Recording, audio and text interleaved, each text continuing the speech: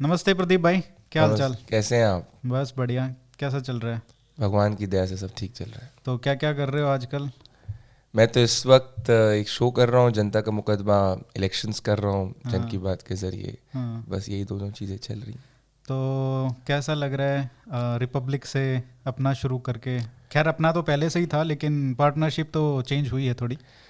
देखिए, मैं ये कह रहा हूँ कि मीन्स डिफरेंट है, मकसद एक ही है कि 100 करोड़ देश की आवाज़ तक पहुँचना है और 100 करोड़ देशवासियों तक पहुँचना है।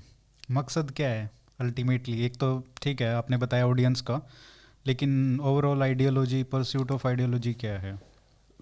मेरा देखिए दो ही चीज़ है दादा। पहली चीज़ ये है कि या तो आप अपने काम के ज़रिए पॉलिसी को एग्जीक्यूट कर सकते हो, हम्म। या आप देश के अंदर एक नैरेटिव को आगे ले जा सकते हो जो जनहित के को सर्वोपरि रखता है। मेरा दो ही ऑब्जेक्टिव है कि अगर मैं 100 करोड़ लोगों तक पहुंच सकता हूं और 100 करोड़ लोगों तक अगर मेरी रीच हो जाती है, और अगर उस 100 करोड़ लोगों तक मेरी बात पहुंच पाती है, तो जनहित और सनातन हित को सर्वोपरि रखकर एक नेशनलिस्ट कॉन्शियसनेस और एक पीपल्स कॉन्शियसनेस आगे जाए, जो न्यू इंडिया वाली जो सो कॉल्ड हम कहते हैं जनरेशन है। हम्म। क्योंकि इस देश के अंदर 80% लोग जो हैं 40 साल से कम हैं, जो ना पहले जिन्होंने कोई नेहरूवियन लेगेसी नहीं देखी है, पुरानी लेगेसी नहीं देखी है। तो ये लोगों की जो माइंडसेट है, ये लोगों की थिंकिंग है, इसको अगर आप फैक्चुअली एक डायरेक्शन की तरफ मोल्ड कर सकते हैं जो नेशनलिस्ट है, जो एंटी इंडिया नहीं है, जो प्रो आर कल्चर है, तो मुझे लगता है कि ये काफ़ी कंट्री के लिए अच्छा होगा। That is the larger thing. मतलब मेरे को लगता है मेरे काम से there has to be some influence to the people.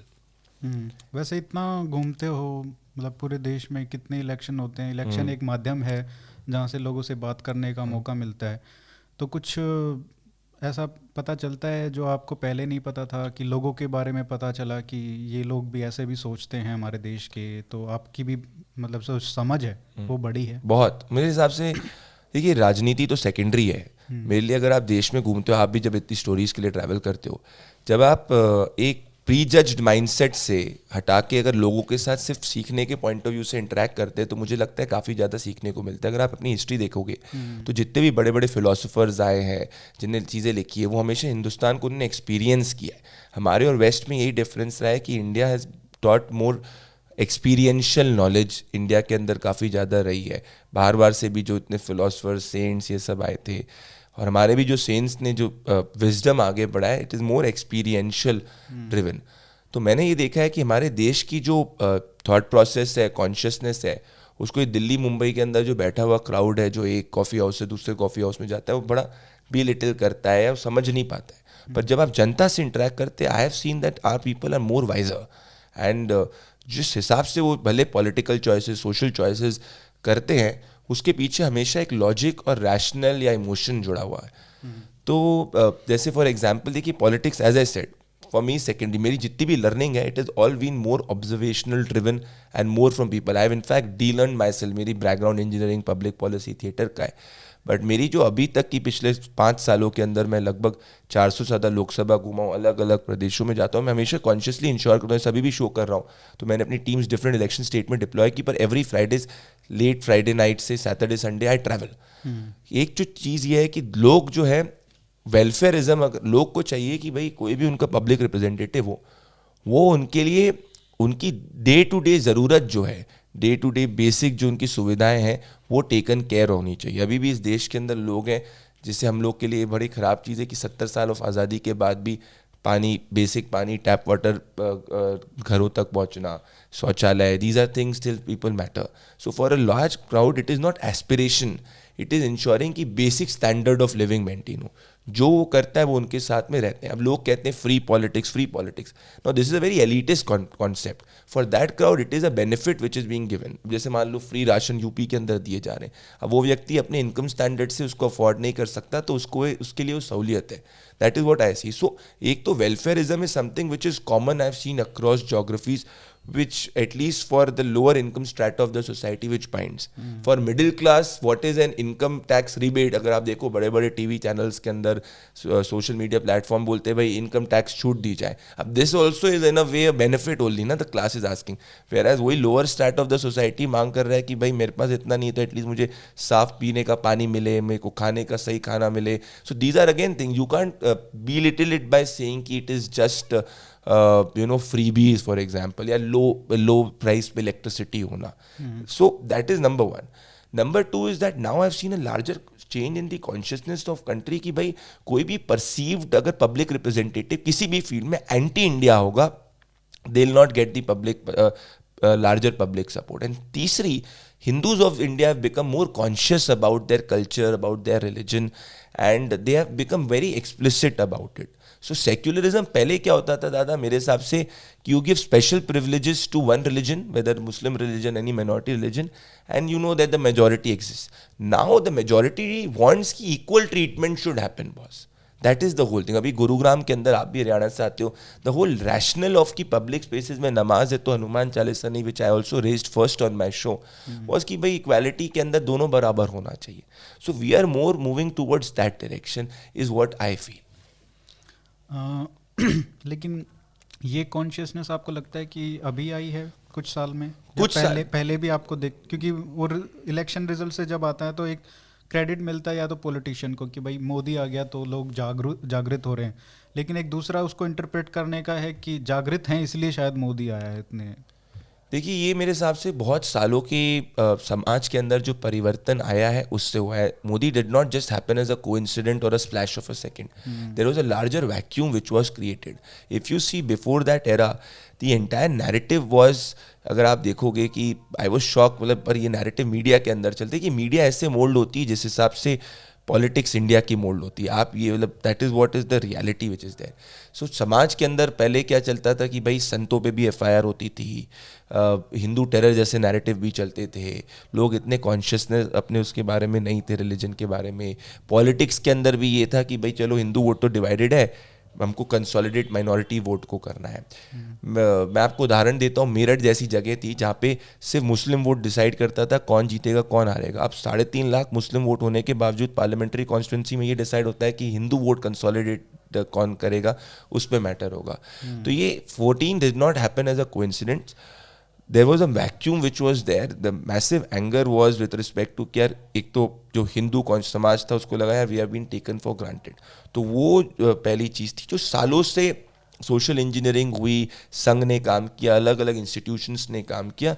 So there was a sense of Hindu togetherness. Number 2, there was massive there was massive amount of corruption scams which was coming out. Public के अंदर एक despondency थी, anger था. सो ये सब का culmination, people were looking at hope and people were looking at somebody who's strong enough to fit into that picture, and that's how Prime Minister Narendra Modi's rise happened. And post that, जैसे आपको मैं बताऊं, वैसे पढ़ रहा था UP में बनारस जैसी जगह के अंदर हज हाउसेस बनाने की बात पिछली उत्तर प्रदेश की सरकार कर रही थी. नाउ यू आर सीइंग कि बनारस की रिक्लेम ग्लोरी को एटलीस्ट दिखाया जा रहा है, उसकी तरफ एफर्ट किए जा रहे हैं. सो politics definitely is a very important part because that wields power, that wields influence, and it has indirect effect on society also. But it cannot just be कि भाई पॉलिटिकल हुआ. तो जो आपने बोला कि लोग जागृत थे इसीलिए हुआ, पर साथ में कैटलिस्ट पॉलिटिकल चेंज के कारण भी होता है. और उसके बाद जब आप पावर में आते हैं तो आप उस तरीके से, जिस तरीके से आप गवर्नेंस करते हैं, जैसे उत्तर प्रदेश में खासकर ये भावना है कि आप वेस्टर्न यूपी में चले जाओ तो वहाँ पे क्या था कि पहले इतना अपीजमेंट होता था, even at local level, police level पे भी, तो लोग मतलब डर डर के रहते थे. अब वो फैक्टर चला गया है, तो वो एक तरीके से योगी को कहते हैं कि ये जब तक है तब तक हम मतलब सेफ हैं 100%. तो वो वाली सेफ्टी वाला भी एक एस्पेक्ट आ जाता है. बहुत. मैं तो मुजफ्फरनगर के अंदर था, अभी बात करी जाट मुसलमान कॉम्बिनेशन, RLD सप्पा एंड ऑल. इसमें आप वेस्ट में इमेजिन करेंगे, मैं जाट से बात की, उसने बोला कि भाई ठीक है मैं RLD को हम करेंगे, हमारी लीडरशिप खत्म ना हो जाए इसीलिए. पर हमको ये डर है कि यार ऐसा ना हो कि वापस से अगर ये लोग आ जाएं तो फिर वापस से हमारी बेटियां सुरक्षित नहीं रहेगी, वापस से वो काला व्यापार जो चालू हो जाएगा 2nd नंबर का वो शुरू हो जाएगा. तो ये एक बहुत सॉलिड सेंटिमेंट है। मुजफ्फरनगर राइट्स के समय जिस हिसाब से रिलीजन देख के केसेस हटाए गए थे, जिसके बारे में सुप्रीम कोर्ट ने भी एक बार टिप्पणी करी थी। इनफैक्ट 2006-07 के जो बॉम्ब ब्लास्ट के केसेस को भी वापस लिया गया था बेस्ड ऑन रिलीजन, उस पर अगेन इलाहाबाद हाईकोर्ट ने सख्त टिप्पणी उस वक्त की सरकार के अगेंस्ट करी थी। तो ये सब बहुत सॉलिड इशूज है ना। वेस्टर्न यूपी के अंदर बीजेपी, अगर आपको याद होगा 2012 में could hardly get few seats, even in Purvanchal it got 11 seat. तो ये जो चेंज होता है, political change reflects societal change. Political change is after, मतलब is the secondary, is the latter aspect. And it sustains जब आप पावर में हो के उसको रीइंफोर्स करते हो, या आप सोसाइटी की जो थिंकिंग है उसको आप अपने पॉलिटिकल डिसीजन से रिफ्लेक्ट कर रहे हो। पॉलिटिक्स तब हटती है जब या तो एक लेथार्जी फैक्टर आता है, या लोग को होता है बहुत हो गया एक व्यक्ति का, चलो बदलाव करते हैं। जैसे बहुत सारे स्टेट्स में हमने देखा, जैसे 2018 के ही जब मध्य प्रदेश, राजस्थान, छत्तीसगढ़ के चुनाव हुए थे, मध्य प्रदेश में कांग्रेस आई थी, राजस्थान में कांग्रेस आई थी, छत्तीसगढ़, लोगों को लगा ये लार्जर नेशनल नैरेटिव को कर रहा है, पर उस वक्त स्टेट का नैरेटिव था कि इट्स बीन टाइम स्वर्णों के खिलाफ। उस वक्त के मुख्यमंत्री, बीजेपी के मुख्यमंत्री ने बोला था, एक स्टेटमेंट दे दिया था, which united people wanted change. Chhattisgarh में 15 साल से हो चुकी थी, बहुत सारा फिर होता है, एंड पीपल वांटेड चेंज। और राजस्थान के अंदर भी एक चेंज का हमेशा 5 साल में होता है, तो पर वो नेशनल चेंज को रिफ्लेक्ट नहीं कर रहा था। हम लोग एक ऐसे दौर में जा रहे हैं जहाँ पे personalities are more important, parties always act as a base to the personality, that is very important. ऐसा नहीं कि पार्टी है पर्सनैलिटी नहीं है तो आप चीज़ों को कंसोलिडेट कर सकते हो। जैसे दिल्ली आप देख लीजिए, दिल्ली ने इतना बड़ा बीजेपी ने कैंपेन करा था, it increase its vote share from 24-25 जो हमारे पोल में पहले आ रहा था, which reach till 38 near the exit poll, but still Aam Aadmi Party came with more than around 50% vote, because larger जो lower income of the strata है उसके लिए उन लोग ने बेनिफिट्स दिए थे, and they could only look at Kejriwal, there was no alternate personality which could take on a Kejriwal. So I'm just trying to say कि it is more, my experience tells me कि हम एक personality driven politics या किसी भी field में हमको personalities ज़्यादा relate करती है, it evokes more emotions whether positive or negative rather than parties. Parties ensures that कि personality के जो emotion है, positivity है या negativity है, वो polling booth पे reflect हो सके। पर ऐसा नहीं हो सकता कि सिर्फ party सब कुछ है। So personality is, I would say, I will give 55% chance to a personality, 45 to a party. वैसे मोदी जी को अगर आप हटा दीजिए तो बीजेपी कितनी भी मशीनरी हो उसका आप क्या कर सकते हो, पर अगर वहीं मोदी जी के साथ मशीनरी को हटा दो तो वो वोट भी ट्रांसलेट नहीं होगा। So it's a mix of two, but personality is first, party second, is what I will say. तो ये भी अगर बहुत बड़ा बदलाव है 2004 के, जैसे हम बात करें तो पर्सनैलिटी का तो बहुत बड़ा फैक्टर था उस टाइम पे, बहुत पॉपुलर थे अटल बिहारी वाजपेयी, लेकिन वो पार्टी का मशीनरी उतना अच्छा नहीं था कि वो ट्रांसलेट कर पाता, या 7-8 सीट का ही डिफरेंस था कांग्रेस और बीजेपी में, लेकिन वो एलाइज हार गए। लेकिन अल्टीमेटली बात तो ये है ना कि 180 सीट आती तो शायद वो एलाइज भी वापस आ सकते थे, कोई और चेंज हो जाते एलाइज, वो दिक्कत नहीं थी। लेकिन आज हम देखते हैं शायद वो कहीं ना कहीं जो लेक्यूना था, वो कमी थी, वो पूरी हो रही है बीजेपी में, क्योंकि पहले 2014 से 2019 तक अमित शाह आप देखा होगा कि पहले सरकार में नहीं आए तो पार्टी की मशीनरी को मजबूत किया। वैसे ही यूपी में 2017 में, उससे पहले 2014 में अमित शाह गए थे, तो पार्टी के जो बेस है कैसे उस पर, मतलब पन्ना प्रमुख और ये सब, तो उसको वो एक फैक्टर इन्होंने मजबूत तो किया है। तो ये दोनों फैक्टर हैं, लेकिन ये जो पर्सनैलिटी वाला फैक्टर है ये कहीं ना कहीं रीसेंट माना जा सकता है। आई कम्प्लीटली, देखिए अगर आप इंडियन पॉलिटिक्स को देखेंगे, जब भी एक वीक लीडरशिप रहती है उसका एक वैक्यूम स्ट्रॉन्ग लीडरशिप की रहती है। तो जैसे अगर आपने देखा होगा राजीव गांधी के समय 400 सीट्स तक कांग्रेस पहुंची थी, फिर एक दौर आया था of coalition politics of 10 years and all of it, और उसके बाद वापस से India is entered into an era where people are across states भी आप देख लो, हंग वर्डिक्स कहीं नहीं आ रही है। अगर आपने ऑब्जर्व किया होगा, हंग वर्डिक्स, नॉन अनक्लियर वर्डिक्स कहीं नहीं है, तो लोग भी अब क्लियर है यार किसी को जिताना है या हराना है। जैसे नेशनल लेवल पे इस देश में it's not a BJP vote और अ कांग्रेस वोट, इस देश में 2 वोट है नेशनल लेवल पे, मोदी वोट और एन एंटी मोदी वोट। जब मोदी वोट अभी सर्वोपरि है एंटी मोदी वोट से, स्ट्रॉन्ग लीडर्स के साथ भी ऐसे ही होता है, इंदिरा गांधी के साथ भी ऐसे हुआ था। तो इसीलिए आप कुछ भी कर लो, कितना भी कर लो, जब लोग मोदी जी को चाहते हैं तो मोदी जी 300 से आएगा। मैंने अपनी बुक में लिखा था 2019 की, जब मैं 400 लोकसभा घूमा था, I wrote from the ground कि only a nationalist, conscious and a committed opposition can take on the BJP in the years to come. Nationalist, these are 3 mandatory factors. Nationalist मतलब कि भाई आप एंटी इंडिया परसीव नहीं हो सकते, जो अधिक कई कांग्रेस पार्टी की एक छवि बन गई थी जो पहले नहीं है। दूसरी कॉन्शियस, मतलब आपको पता होना चाहिए भैया इवॉल्विंग सिचुएशन सर्कमस्टेंसेस के, कमिटेड। आप पार्ट टाइम पिकनिक पॉलिटिक्स नहीं कर सकते, and that's why I give Amit Shah huge credit. देखो आप अमित शाह से डिसएग्री करो, कुछ भी करो, but you need to give it to Amit Shah and Narendra Modi that they are 24/7 invested into the process, और जो मेहनत की जरूरत है on that field, they do entire मेहनत। आप किसी में कुछ चुनाव जीतोगे हारोगे, but that much commitment is needed, and any observer of Indian politics or somebody who wants to do well in Indian politics or who observes politics should really appreciate the way Amit Shah particularly has mushroomed the entire organization from 14 to 19. It is, मतलब अगर आप देखो BJP को पहले ब्राह्मण बनिया party कहा जाता था, social base Bharatiya Janata party का किस तरीके से एक्सपैंड हुआ है। दलित्स, एससीज, नॉन जाटव, जाटव के अंदर वोट आना इज नॉट अ जोक, मतलब this was not expected 7 years पहले। सो it's a large transformation, and you need, and that transformation is because of the machinery, but it's also the leadership which ensure that the machinery has to work ruthlessly. That is the most important thing. देखिए ऐसा नहीं है कि आज space नहीं है। पंजाब के अंदर आप देखिए कि आज आम आदमी पार्टी और कांग्रेस के बीच में लड़ाई है, BJP is not there. Aam Aadmi Party is has the possibility to come in the government as of today, but जो भी लड़ाई इन दोनों के बीच में, तो उसने अपने संगठन को इंप्रूव किया, कांग्रेस को टेक ऑन किया। तो politics can not happen through media. कई लोग को लगता है कि भैया हमने ट्वीट कर दिया, हमने बड़े ट्रेंड करा दिया, या हमने कुछ मैनेजमेंट कर दिया इलेक्शन का, तो राजनीति वो नहीं। राजनीति चप्पल घीसना और बूथ लेवल के अंदर अपनी इंस्टीट्यूशन को खड़ा करना और फिर एक नैरेटिव बनाना है। ऐसा it can not, there is no shortcut to it, is what I will say. नहीं, सही बात है। सक्सेस जो बीजेपी की है उसमें एक जो बहुत बड़ा फैक्टर है, एक तो देखो आपने बोला नेशनलिज्म है, हिंदुत्व है, वो है, लेकिन राहुल गांधी भी है वो भी है। वेलफेयरिज्म जो आने के बाद आपने बताया कितना इम्पोर्टेंट है वेलफेयर, क्योंकि वो हमको 2004 में जब था वो बहुत बड़ा फैक्टर था, जब आम आदमी का हाथ कांग्रेस के साथ वाला जो फैक्टर आया था, तो वो काम किया था। वो अभी वेलफेयरिज्म का करेक्ट किया है, और जो ब्राह्मण बनिया पार्टी का जो इमेज है वो एकदम चेंज हो गया है। एससीज, ओबीसीज जो, तो ये सोशल इंजीनियरिंग जो एक बहुत बड़ा फैक्टर रहा है बीजेपी के इलेक्शन स्ट्रेटजी में, इसका मतलब ग्राउंड लेवल पे कैसे होता है? एक तो देखो आप वेलफेयर कर रहे हो तो सबसे ज़्यादा ज़रूरत उन सेक्शंस को ज़्यादा है जो पूरस्ट सेक्शंस है, और वो बैकवर्ड भी हैं। तो एक तो फैक्टर ये है कि आप उनको डायरेक्ट वेलफेयरिज्म से अप्रोच कर रहे हो, लेकिन एक पॉलिटिकल स्ट्रेटेजी भी होती है ना। जब तक आपको रिप्रेजेंटेशन नहीं देते आप उनको पॉलिटिकल सेटअप में, तब तक वो नहीं आएंगे, जब तक उनके लीडर्स आप वो उनको पार्टी में नहीं दिखेंगे, है ना। ये एक फैक्टर ये भी होगा। एब्सोल्युटली। देखिए एक आपको मैं जैसे बेसिक उदाहरण देता हूँ, रिप्रेजेंटेशन है।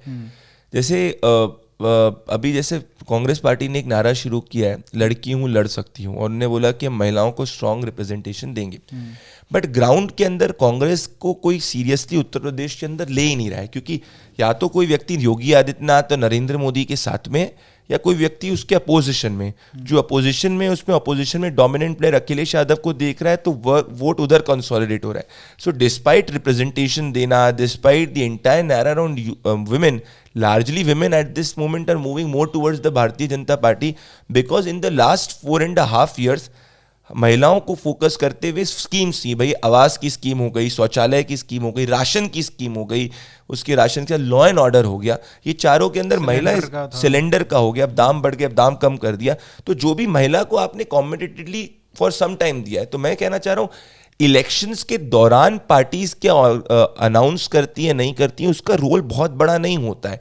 मैटर ये करता है, जैसे मैंने कमिटेड, कि कमिटेडली आप क्या कि अपने वोटर की तरफ है कि नहीं है। जैसे एक मैं आपको महाराष्ट्र में उदाहरण देता हूँ, Navneet Rana member of parliament है, उनके जो हस्बैंड है वो एमएलए है वहाँ से, उनको हर घर लोकेलिटी का नाम अपने वोटर का पता हुआ है, और वो इंडिपेंडेंट जीतते हुए हैं despite such strong BJP, Shiv Sena and NCP. So I am just Maharashtra के अंदर इंडिपेंडेंट, और ये भी इंडिपेंडेंट एमपी बनी है। सो मेरा कहने का मतलब वोटर आपसे ये एक्सपेक्ट करता है कि भाई अगर आप मेरे एमएलए हो तो आपको मेरे साथ में वहाँ पे रहना है, अगर आप मेरे एमपी हो तो मेरे डे टू डे काम कर रहे हैं। पर इसमें भी एक चेंज आ रहा है। अब धीरे धीरे क्या हो रहा है, जो चीफ मिनिस्टर्स हैं, या जो मान लीजिए जो प्राइम मिनिस्टर हैं, they have their own independent machinery to ensure that कि वोटर तक वो बेनिफिट पहुंचे, जो मैं आपको कहा था पर्सनालिटी ड्रिवन जो है। तो डिस्पाइट एमएलए के खिलाफ एंटी इनकम्बेंसी, एमपी के खिलाफ एंटी इनकम्बेंसी, वोट जनरली वो कभी कभी ट्रांसलेट नहीं होता है, क्योंकि उससे यार हम तो या तो मान लो योगी को जिता रहे हैं, योगी को हरा रहे हैं, मोदी को जिता रहे हैं, मोदी को हरा रहे हैं। वही मेरठ का मैंने एग्जाम्पल दिया था, the member of parliament was not popular, but despite that he one with a very strong margin, because people said यार चलो मोदी के लिए हम वोट कर रहे हैं। So it all depends. Election voter also thinks कि कौन सा डोमिनेंट नैरेटिव उस वक्त रहेगा। साथ में जैसे कि आपको रिप्रेजेंटेशन की बात की, अब मध्य प्रदेश के चीफ मिनिस्टर ने 2018 में वो बयान दे दिया था, अगर आपको यार कोई माइकल लाल रिजर्वेशन नहीं हटा सकता, तो जो स्वर्ण हैड थॉट कि यार ये तो बड़ी बात हो गई करके, ऐसा कैसे बोल हमको चीज़ें दे, तो उस वक्त फिर वो वोट जो है उस बीजेपी की तरफ ट्रांसलेट नहीं होकर कांग्रेस की तरफ ट्रांसलेट हो गया था, पनिशमेंट की तरह से। Exactly yes. जैसे अब मान लो हरियाणा के अंदर आप देखोगे, याद है आपको कि बीजेपी का पूरा नारा था 70 लाएंगे 70 लाएंगे, 75+, कहाँ पे है 40 पे। क्यों? बिकॉज ग्राउंड के अंदर sentiment, Jat votes also consolidated ground के अंदर देखो, वो तो कंसोलिडेटेड साइलेंट कंसोलिडेशन था, और साथ में बाकी तरफ भी आपका जो नॉन जाट भी है। आपने क्या किया, 75+ बोल के जो नॉन जाट था उसको घर पे बिठा दिया। एग्जैक्टली। तो सबसे बड़ा फैक्टर तो यही एग्जैक्टली। तो that is the whole things what I am trying to say. Punishment जो आपने बात की, से आप झारखंड लीजिए, झारखंड में people did not hate the BJP, but people thought कि यार ग्राउंड पे the chief minister is not humble enough. So I on air said ki boss Raghubar Das ji will lose against Saryu Rai because people want Saryu Rai on that, and that is why the BJP did not form the government, only because of this reason. So in public life different factors at different points of time play important narrative, पर representation है, पर representation alone से नहीं हो सकता ये चीज़ है। अगर आप सोचो कि भाई अभी टिकट्स में आपने मान लो एग्जाम्पल दे, यूपी में अगर बीजेपी सोचे कि वो ब्राह्मण्स को टिकट ही ना दे और ब्राह्मण वोट मिल जाए, तो ऐसा नहीं होगा। लेकिन ये एक जैसे आपने बताया कि झारखंड का एग्जांपल दिया, वैसे बहुत सारे एग्जांपल्स अभी जो ट्रेंड देख रहे हैं कि जो पॉपुलर चीफ मिनिस्टर्स हैं, जैसे कर्नाटका में हटा के चेंज किया, या गुजरात में पॉपुलर नहीं थे but you are replacing, you are bringing someone who is not that popular, ठीक है, वो इतने पॉपुलर नहीं है ऑन द ग्राउंड। वैसे ही अगर ये ट्रेंड चलता रहा, जो कांग्रेस का स्टाइल था ना, इंस्टॉल करना ऊपर से, selection of chief minister rather than election. हाँ, तो जो पहले था कि राजस्थान में या मध्य प्रदेश में या गुजरात में मोदी खुद बहुत पॉपुलर थे, या उत्तराखंड में भी 2 चीफ मिनिस्टर्स बदले, हाँ, अपने अपने दम पे जितवा सकते थे। वो फैक्टर मेरे ख्याल से कहीं ना कहीं पार्टी में मेरे को ये बदलाव दिखता है कि उनको ये लगने लगा है कि पार्टी की जो मशीनरी है वो इतनी मजबूत हो गई है कि इतनी सीट तो हम लेके आ ही सकते हैं। जो एडिड फैक्टर है वो मोदी की रैली से और इन सब से वो आ जाएगा, और बाकी जो कुछ घाट बाद होगा वो फिर हम जोड़। एक्चुअली इन सब चीज़ों में आपने बहुत इंपॉर्टेंट पॉइंट किया। जो भी स्टेट्स हैं इसमें इशू ये कि ये ऑपोजिशन की तरफ से लीडरशिप या स्ट्रॉन्ग फेस नहीं है। जैसे आपको मैं बिहार दूं, बिहार के अंदर Tejashwi really fought the election very well, and in fact RJD was the single largest party if I am not wrong. नहीं, थोड़ा मेरे ख्याल से थोड़ा सा कम, 1-2 सीट कम हो गई थी, बट लार्जेस्ट पार्टी थी, लार्जेस्ट पार्टी थी, लार्जेस्ट पार्टी थी। It did not form the government, it was the largest party. So he was able to consolidate the anti-incumbency of 15 years. It is just because Nitish got more women votes, so the ND alliance could come back. But एक MY का भी factor हो जाता है ना, वो कहीं नहीं जाने वाला है। हाँ, पर वो तो जैसे उसमें भी रिथमेटिक से कितना लड़ोगे। हाँ, पर उसमें ऐसे तो उत्तर प्रदेश के अंदर 2015 में देखो, बिहार का ही ले लें, मतलब बहुत अच्छा कैंपेन चलाया। अब वो कहते हैं कि आरक्षण की बात आ गई इसलिए हार गए, वो इतना नहीं, लेकिन आपने रिथमेटिक पे ही खत्म हो गया ना खेल। पर जैसे अब उत्तर प्रदेश में आपने सोशल इंजीनियरिंग की तरह अरिथमेटिक को न्यूट्रलाइज कर दिया, तो इसलिए उसका डोमिनेंट इफेक्ट नहीं हुआ। वरना वहीं एमवाई पहले भी यूपी के अंदर हुआ करता था, तो वो 24% 25% तक आपको पहुंचा देता, तो उसमें 70% वोट आपको जाता था, तो आप ऑलरेडी 20-21 में थे। तो 22% में पिछली बार पार्टी जो थी सरकार 200 बना लेती थी। अब बीजेपी 40%, 38% पे बना रही है विथ अराउंड 300 सीट्स पर 50 सीट्स। तो now the dynamics have change. On the point कि आपने सिलेक्शन की बात की, मैं आपसे सहमत हूँ, पर इनको लगता है, आप देखिए उत्तराखंड के अंदर जो चीफ मिनिस्टर्स बदले गए, क्योंकि बहुत स्ट्रांग, अगर उन चीफ मिनिस्टर्स के साथ जाते तो पार्टी को 10-15 सीट्स भी नहीं आती। अभी तभी it is struggling to come back to power. Like Uttarakhand, it's not 50-55 of a BJP as of now. BJP has an edge on the Congress party because of the weakness of the Congress party and how BJP in the past 5 months has established itself. So इसके लिए they are able to do so because they know the opposition in that state is so weak. In Gujarat, you tell me, where they have alternative been. Tell me a strong face मान लो BJP ने change किया, जो अभी पूरी मान लीजिए अगर anti incumbency उसको कंसोलिडेट करेगा। उत्तराखंड के अंदर जहाँ पे चीज is there, Congress is in 2 parts, अभी भी कांग्रेस 2 पार्ट्स में। एक हफ्ते पहले हरीश रावत जी अपने हाईकमांड को लिख रहे थे। So it's the incompetence of the opposition at the level of the state which gives the ruling party the ability to change itself and make those decisions, I would say more fearlessly. और यही factor शायद बहुत बड़ा factor था कि waste Bengal में Absolutely. Waste Bengal में I would say again, देखिए मैंने कहा था Mamata ji will lose Nandigram, she lost. I saw an anti incumbency against, and that was the first election which we really went off the try. I saw an anti incumbency. 150 आपने predict किया था BJP. यार I have not seen an election in the past many years कि the chief minister loses her constituency and comes back with 2/3, 3/4 majority. Please tell me an election. So what I'm trying to say is Bengal was a peculiar point when I look in retrospect. There, if people say कि boss anti-incumbency नहीं थी, I think they'll be doing injustice to on the ground. Believe me, anybody who has grown on the ground, you also have sources who would have told you कि भाई anti-incumbency बहुत solid थी. लोग किस तरीके से TMC के उस वक्त narrative चल रहे थे कि थर्ड फेज के हम बड़े ये हैं. The issue which I find in retrospect was that anti-TMC vote was there, but पर voter के लिए pro ममता, मतलब ममता sentiment overruled over an anti-TMC vote. That's what I'm trying to say. And वो face उसको consolidate करने वाला नहीं था. Otherwise आप देखो कि भाई BJP also came as the single largest party opposition, and that's not कि it's a failure. Mamata Banerjee also when it came into power, it did not happen in a matter of second. So that's where again it reinforces जो मेरे को लगता है कि personalities become more important than parties. तो ये 2019 में जैसे आधी सीट लगभग लोकसभा की जीती थी वेस्ट बंगाल में, तो उतना तो एक्सपेक्टेशन था, तो शायद वो मोदी फैक्टर जो एडिशनल मोदी फैक्टर था वो डिसअपीयर हो गया असेंबली इलेक्शन. असेंबलीज में Modi factor can only be a catalyst, और जब चीफ मिनिस्टर रहेगा तब मोदी फैक्टर पे वोट नहीं होगा. मोदी फैक्टर सिर्फ डैमेज को कम कर सकता है. ये चीज आप समझिए. अभी उत्तर प्रदेश के अंदर सिंपल है कि लोग क्या योगी आदित्यनाथ और बीजेपी की सरकार वापस चाहते हैं कि नहीं चाहते. नरेंद्र मोदी फैक्टर जो है वो उसके पॉजिटिविटी को बढ़ा सकता है, नेगेटिविटी को कई जगह की कम कर सकता है. पर मोदी वोट 2017 में हुआ था जब आपको 300 से ज़्यादा सीट मिली थी, क्योंकि तब इट वॉज क्या अखिलेश के मोदी जी को चलो एक बार मौका देते हैं उत्तर प्रदेश में. अब मोदी जी ने ही योगी आदित्यनाथ जी को चीफ मिनिस्टर बनाया, तो अब वो बीजेपी की सरकार को क्या वापस चाहते हैं कि नहीं चाहते हैं, उस पर लार्जर मैंडेट है, is what I think. Bengal का जब मैंने लोकसभा के वक्त भी when people were saying 9-10, we said it will get 18 to 23 seats. So we got Bengal repeatedly correct. Sometimes you make mistakes, yeah, sometimes good batsmen also get out, which is fine. तो ये उसके बाद जो कहानी हुई ना assembly election के बाद, जिस तरीके से बीजेपी ने अबेंडन किया है अपने वर्कर्स को, मतलब इतनी बुरी तरीके से उनका हश्र हुआ है, तो उसका फैक्टर थोड़ा दिखने लग गया है ग्राउंड पे. It's like party is disappearing. That you must have also seen, these recent results have also seen. I think अगर बीजेपी की आप देखेंगे, my reading is that after UP elections is what you might see them really focusing a lot on Bengal, provided they win UP handsomely. So I completely agree with you. In fact आपको याद होगा कि उसके बाद जब मैंने अपना show launch किया था, मैंने 10 दिन का कैंपेन चलाया था CBI for Bengal victims. I have never seen this. आपको बता सकता हूँ कि किस तरीके से लोगों के घरों के अंदर, मैंने तो बंगाल को बहुत क्लोजली देखा है. इतनी बल की राजनीति, अगर आप ऑपोजिशन के वोटर हो तो आपका सोशल बेनिफिट्स हट जाएंगे, लाइट हट जाएगी, चीज़ें हट जाएंगी.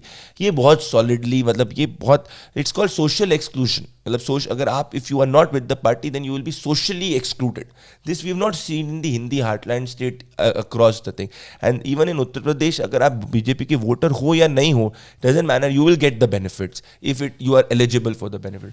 In Bengal, it's a completely different scenario. But for me, Bengal, I worry more from national security point of view, because I have this belief that this country के लिए this is very factual, and this if you see कि demography जो जिस हिसाब से हमारे देश की का जो balance है, वो बैलेंस अगर पूरी तरीके से इम्बैलेंस में कन्वर्ट हो जाएगा, so it will also have security implications, which is there. And this is where we have to really look at Bengal, that demography जो बंगाल की, that should not consciously be altered for only political advantage. तो वो जो belt है पूरी मालदा से पूरा लेके, तो उसमें आप गए? मैं पूरी बेल्ट में गया था. इनफैक्ट मैं आपको बताऊं कि वहाँ पे जो एक मैंने सिस्टम देखा था कि किस तरीके से जहाँ पे मान लीजिए अगर 100 मुस्लिम्स के घर हैं या 10 हिंदू के घर हैं, तो 10 हिंदू के घर को दुगना तिगना पैसा दे दूँ आके वो इंश्योर किया जाता है कि लोकेलिटी जो है लार्जली पूरी मुस्लिम डोमिनेटेड हो। कई पॉकेट्स में हमने ये चीज़ को देखा है। अब लोग इसके बारे में बात नहीं करते, that's a separate issue, but these are things which are there on the ground. और आप देखिए चीफ मिनिस्टर ममता बनर्जी का, अगर आपको याद होगा, एक वीडियो वायरल हुआ था, उन्होंने बोला था आपको एड्स चाहिए कि नहीं चाहिए, अगर एड्स चाहिए तो आप अखबार का आपने देखा होगा, then you have to write this and then it will go to the local DM and all of it. So real freedom of expression you should start looking at states. It's very difficult for people in different state governments, particularly journalists who are residing in the state, who are not part of the national media per se, to really quote unquote be independent in that state. Look at Telegraph for an example. That they call themselves big harbingers, but real thing is, boss, if you are in that state, can you question the state government? That is the reality, no? Because real power is a law and order power. आप सच्चाई आपने यही देखी महाराष्ट्र में, मेरे साथ क्या हुआ था। लेकिन ये बॉर्डर एरियाज पे बहुत बड़ा कंसर्न है। मेरे को तो लगता है कंसर्न है बंगाल में, क्योंकि स्टेट गवर्नमेंट भी उनको एनकरेज कर रही है ना। एनकरेज, मैंने यही तो बोला कि इस देश में ये इंश्योर करना चाहिए, और ये बहुत बड़ा थ्रेट है कि पॉलिटिकल कंपल्शंस या पॉलिटिकल बेनिफिट्स के लिए डेमोग्राफिक चेंज को नज अगर पॉलिटिशियंस करते हैं तो ये देश की सिक्योरिटी के लिए बहुत हानिकारक होने वाला है। एक्चुअल में क्या ऐसे कोई इंस्टेंस देखा या कोई कुछ ऐसी कहानी है जो आप बता सकते हैं, जो आपने ग्राउंड पे देखा कि आप लगा कि दिस इज़ वेरी कंसर्निंग? जैसे मैं आपको बताऊं कि ये जो पूरा बेल्ट है, मालदा, मुर्शिदाबाद और ये वाली जो पूरी, इनफैक्ट मैं आपको एक और उदाहरण देता हूँ, कलकत्ता की बात करता हूँ मैं। ये कलकत्ता नॉर्थ की सीट है। कलकत्ता में फिराद हकीम कंटेस्ट करते हैं, बॉबी हकीम जो ममता बनर्जी के राइट हैंड है। तो वो constituency is a Muslim majority constituency.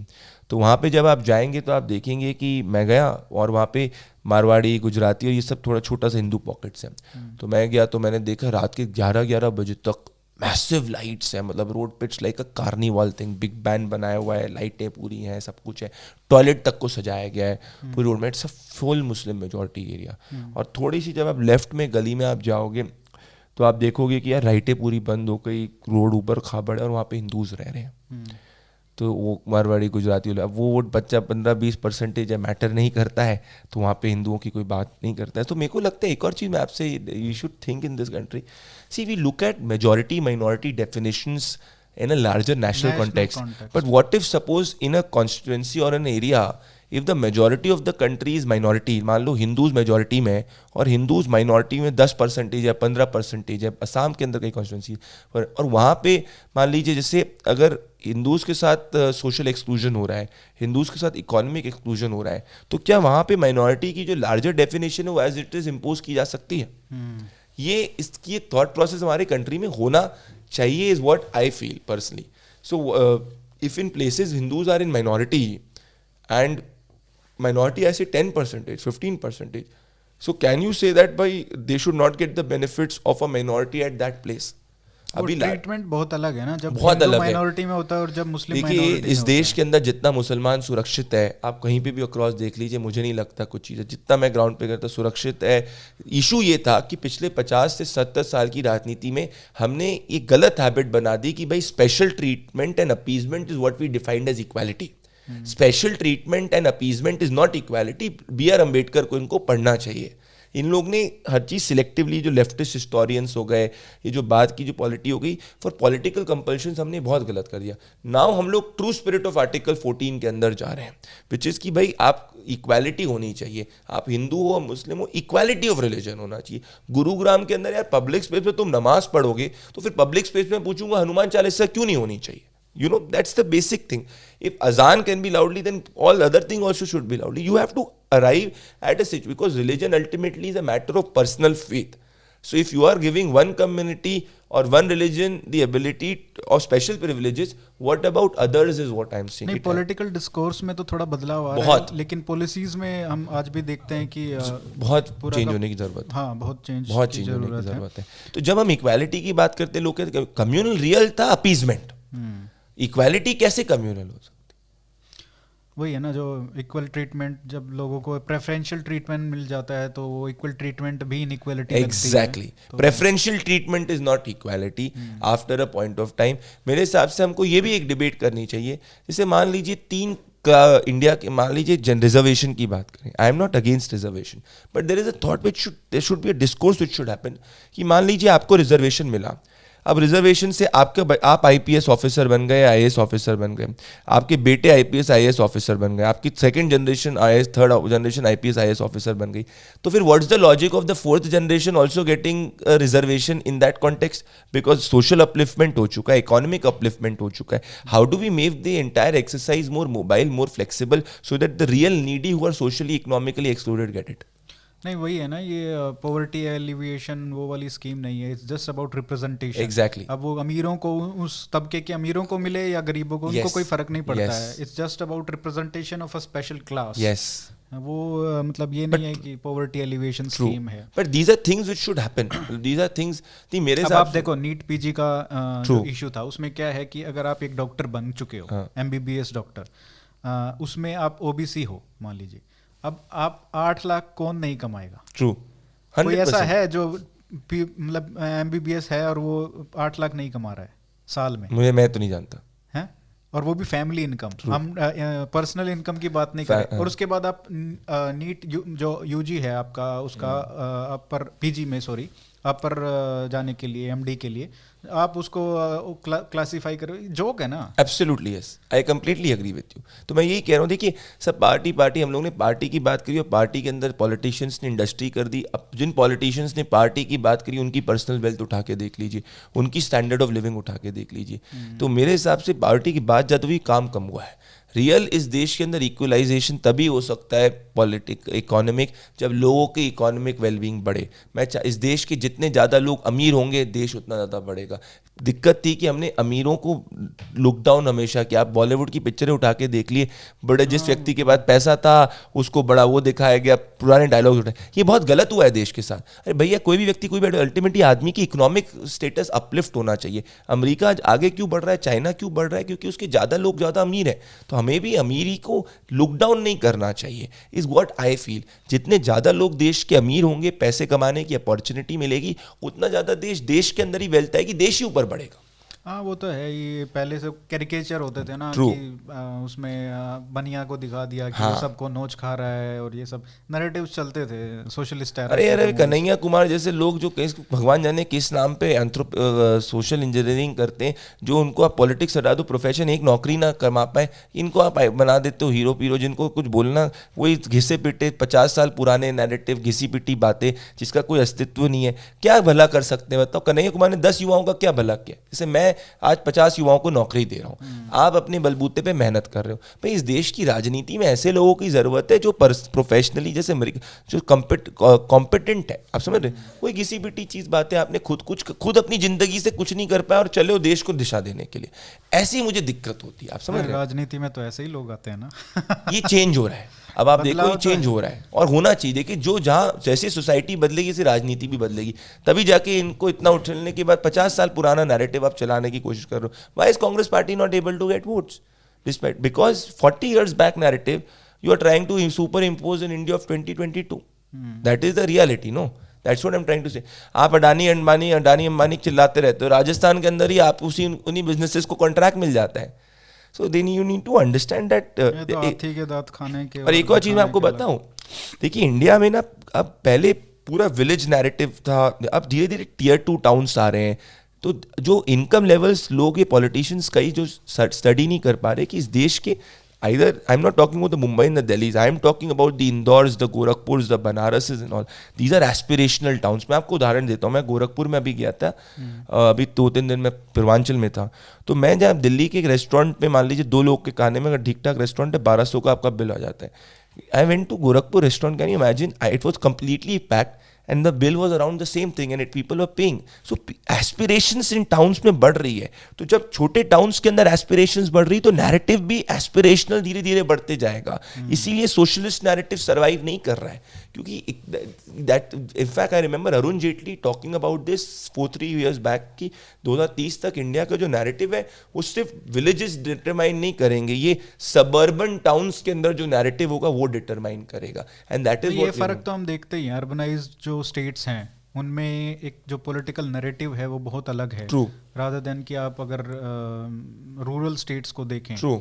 तो वो बहुत अलग। अब हरियाणा पंजाब का ही देख लो ना आप, कितना अर्बनाइजेशन जो हरियाणा में है और पंजाब में बहुत कम है, बहुत कम तो है। वो एक नैरेटिव आई में हैव ये एक डिफरेंस। और मेरे को पंजाब साहब ने there another fear, I am seeing that the youth of Punjab is not in Punjab. अगर आप देखोगे हाँ, तो मैं it's becoming more a senior citizen state. इस पे ही बात करते हैं पंजाब पे, क्योंकि आपका जन की बात का वो भी एग्जिट पोल भी, ओपिनियन पोल भी आ रहा है, तो उस पे उस स्टेट के बारे में it looks like a black, like क्या है वहाँ पे, क्या हो रहा है, because we see so many disturbances. आप चाहे एक, हाँ, किसान आंदोलन तो एक बात हो गई, उसमें हरियाणा बाद में जुड़ा, बहुत लोगों को ये बात नहीं पता है, काफ़ी डिसइंफॉर्मेशन हुआ, उसके बाद लोग वहाँ से जुड़े। लेकिन आप वो देख लो, चाहे पीएम का जो ब्लॉकेड हुआ, और वो बार बार होगा, ये कन्फ्रंटेशन का एक वो दौर है और वो चलेगा। आप यहाँ पे भी खालिस्तानियों का पोस्टर्स देखते थे। अब हम कुछ लोग कह गए कि खालिस्तानी मूवमेंट है, वो खालिस्तानी मूवमेंट नहीं है, लेकिन you have to recognize the elements with it. Absolutely yes. ठीक है, जो कुछ भी है फ़ायदा उठाना चाह रहे हैं, वो बेसिक माइनॉरिटी है, मान लिया माइनॉरिटी है, लेकिन 1984 में भी माइनॉरिटी ही था। पूरा मूवमेंट ऐसा नहीं था कि सभी सिख सपोर्ट कर रहे थे, नहीं, बहुत ही कम लोग थे सिखों में जो सपोर्ट कर रहे थे, और वो आज भी है। आप सिंगर्स देखो, मूसेवाला को ले लीजिए, मूसेवाला देखो, अभी उसका वीडियो आया, उसमें वो सपोर्ट ओपनली बोल रहा है कि हम, मैंने किसी के खिलाफ थोड़ी ना बोला है। इनको क्या बोलते हैं, कौन सा गुरु बोलते हैं ना, तीर वाला संत, तीर वाला संत बोलते हैं इसको, भिंडरा वाले को। तो इसको सपोर्ट कर रहा था वो ओपनली, और वो कांग्रेस में है। इमेजिन करो आप, कांग्रेस का नैरेटिव कितना बदल गया, हिंदू पार्टी से कांग्रेस में, एक इकलौती कांग्रेस हिंदू पार्टी थी, और अभी वो भिंडरा वाले लोगों को सपोर्ट कर रही है। Absolutely yes. इनफैक्ट पंजाब के अंदर मैं यही कह रहा हूँ, देखिए पंजाब में अभी क्या है, मैं ग्राउंड पे आपको बता रहा हूँ, क्योंकि पंजाब में एक यर्निंग फॉर चेंज है, क्योंकि काफ़ी साल उनने कांग्रेस को देखा, काफ़ी साल उन्होंने अकालीस को देखा। So now AAP is positioning itself as the new alternate party. लोग में यार चलो एक बार इसको मौका दे के देखते हैं कि क्या है। That is the thing, because it's a new party and from last 17 to अभी it has worked more on its organisational structure. So the real competition is between the two. After making Channi the chief minister, थोड़ा time Congress rise की थी, पर Sidhu has pulled down Channi like anything. He is a maverick यार, you see, he is a maverick. मतलब कौन, मतलब सुबह क्या बोलता है, दोपहर को क्या बोलता है, शाम को क्या बोलता है, भगवान जाने। Now on the Moosewala thing, how can you as a nationalist party take somebody यार who has taken pro Khalistani state मतलब things in his songs, and there is an audience for it, which बहुत बड़ी audience है, biggest singer which tells you the psyche. That is what my worry is in a और border उसका state. ये भी है, गाँव में बहुत ज्यादा सपोर्ट है गाँव rather में, than शहरों में। तो मेरी वरी यही है कि ये जो पंजाब के अंदर जो सेंटिमेंट, जिसको यूलोजाइज तो नहीं कह सकते, पर इसको नॉर्मलाइज किया जा रहा है, ये आगे चल के नेशनल सिक्योरिटी पे किस तरीके से होगा। Sidhu now on the prime minister security breach, the guy says it's a drama. Now imagine if the state goes in the hand of this guy, what ramifications it can have, what it's not something which can be belittled or it can be less. It's huge. और पंजाब में दूसरी बारी ये, क्योंकि हर तीसरे घर का जो यूथ है, एस्पिरेशन किसी भी, देखो कोई भी स्टेट को आप कैसे जज करते हो कि वो ऊपर बढ़ना चाहता है कि नहीं। अगर उस देश का जो सेकंड जनरेशन है, युवा है, मान लीजिए मैं पैदा होता हूँ अपनी फैमिली में और मेरे प्रदेश के अंदर ही वो अपॉर्चुनिटीज़ है, तो मुझे दूसरे प्रदेश में नौकरी के लिए किसी के लिए नहीं जाना पड़े। 80% ऑफ पंजाब का युवा जो क्या किसान का बेटा किसान बनना चाहता है पंजाब में? नहीं बनना चाहता है। आप सर्वे उठा के देख लीजिएगा, हार्डली मेजॉरिटी ऑफ किसान के बेटे किसान ने, उनको जाना है कनाडा, उनको जाना है कुछ और करना है, बड़ी बड़ी ज़मीन पड़ी। तो स्टेट का जो क्रीम है, जो एस्पिरेशन है, जो युवा है, जो एनर्जी, तो चली ही गया। गाँव के अंदर आप जाओगे, आप देखोगे इतने पेरेंट्स हैं जो सिर्फ घर में बुजुर्ग 70-70, 75-75 साल के हस्बैंड वाइफ या सिर्फ अकेले पड़े, जो बेटे, जो आपकी यंगर जनरेशन है, जो बच्चे हैं वो बाहर हैं, तो कैसे फिर स्टेट को जाए? So I am worrying more from the social point of view and also from the national security point of view. It is very worrying. Is it only in among Sikhs जो Canada का craze है? No. या और भी? Even in Punjabis and others. Across, even in others. It's just not limited to Sikhs. It's just not limited to Sikhs. Second, which I worry is that people on the front are SCs, people on the fronts are Sikhs, but there is a very strong conversion exercise which is taking place in Punjab, and that conversion may not be noted on paper, but that आदमी Sikh रहेगा पर follow Christianity करेगा. Now all of this, whether it is happening voluntarily, whether it is happening through a larger nexus, it has to be seen. And these at this moment may not sound as big thing, but 15 years down the line, this become challenges. These become very big challenges. लेकिन अगर मान देखो majority में तो सिख हैं और उनके ज़्यादा लोग बाहर जा रहे Actually, हैं. Dalit are in majority 32%. नहीं आई am talking about religious. Yes. ठीक है 55% के लगभग True. रिलीजियस सिक्स है वहाँ पे रिलीजन वाइज, और वो बाहर जा रहे हैं मेजोरिटी में. ठीक है कनाडा में भी जा रहे हैं, और एक रीइंफोर्स साइकिल होता है ना, आपके एक कनेक्शन हो गया तो आपके पड़ोसी भी जाएगा, वो उसको भी लेके जाएगा, वो 2-4 लोगों को और लेके जाएगा. आप IGI टर्मिनल 3 पे देख लीजिए कौन वहाँ पे सबसे ज़्यादा दिखते हैं, सरदार ज़्यादा दिखते हैं आपको, और सबसे ज़्यादा फ्लाइट्स कनाडा, ऑस्ट्रेलिया, UK ये सब है, उसमें भी कनाडा सबसे ज़्यादा. तो मैं ये पूछ रहा हूँ कि 10-15 साल के बाद जब ऐसे ही ये पलायन जो है इंटरनेशनल पलायन चलता रहा, तो ये स्टेट तो खाली हो रहा है ना. Absolutely. तो Yes. that society structure itself will change, right? Absolutely, yes. That's what I'm trying to say. It's becoming more a senior citizen state. That's the biggest worry. और जब तक वहाँ पे इंडस्ट्री नहीं आ सकती, जब तक वहाँ एम्प्लॉयमेंट नहीं आएगा, इंडस्ट्री नहीं आएगी, तो क्या वहाँ पे व्यक्ति रहेगा? नहीं वो तो है ही नहीं. GST के रेवेन्यू देख लो आप, हरियाणा के 6,000 करोड़ आप लगभग compare कर 6,000 लो. करोड़ है, यहाँ पे 2,000 करोड़ भी 2000 नहीं है है. और अब तो ये और भी कम पीछे हो सकता है. That is the whole thing. देखिए लोगों ने अपने फिefdoms वहाँ पे क्रिएट कर दी है, पर वहाँ पे लोगों के लिए क्या is what I am asking. देखिए खेती टू अ पॉइंट, अगर आप वीट प्रोडक्शन भी देख लो, पहले this Punjab used to lead. No wheat production में, if I correct me if I am wrong, Madhya Pradesh and is up, quantity of wheat production it is up. So even the agriculture जो आपका सबसे ज्यादा, उसमें भी other states have started to compete with you. That is where I'm trying to say there has to be new imagination of polity in Punjab and new imagination of looking at Punjab. और ऐसा आपने word बिल्कुल सही use किया, खाली होते जा रहा है स्टेट, ये बड़ा वरीसम है. May be not. आपको नहीं लगता वरीसम है? नहीं छोड़ रहे हैं तो क्या वरीसम है, जब आपके जो एलिमेंट्स ऐसे हैं जो खतरनाक हैं पोटेंशियली, अगर वो सब छोड़ रहे हैं तो क्या खतरनाक कहाँ बचा? हाँ, पर फिर जब तक दूसरे स्टेट्स से क्रॉस मिंगलेशन नहीं होगा पंजाब के अंदर, why will somebody from Gujarat settle in a Punjab और somebody from Madhya Pradesh settle in? There has to be incentive, there has to be some aspiration. का स्ट्रक्चर है जब चेंज होगा, Yes. It will may be allow itself to. Absolutely, yes. Change. But at that moment, we have to see how these elements, national security point of view, because it's a border state, we have to see how it goes forward in the coming few years. हाँ वो थोड़ा है, लेकिन मैं इसको necessarily bad नहीं मानता हूँ. मैं भी बैड नहीं कह रहा हूँ. जिनको भारत पसंद नहीं है, जो खराब मानते हैं, वो जा रहे हैं तो अच्छी बात है. True, I agree with कोई you. इसमें गलत बात I completely. My only thing is that the mean age. वापस मत आने दो. वो तो कहीं नहीं रोक सकते. इसमें इलेक्शन का क्या लग रहा है, कौन आपने बोला कि आप आगे है? देखिए आज की तारीख में एक सेंटिमेंट फॉर चेंज है. Now from here going forward only AAP can ensure that AAP does not come into Punjab.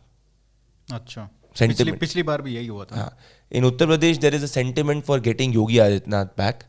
That is for sure. There, let's see how BJP puts the tickets.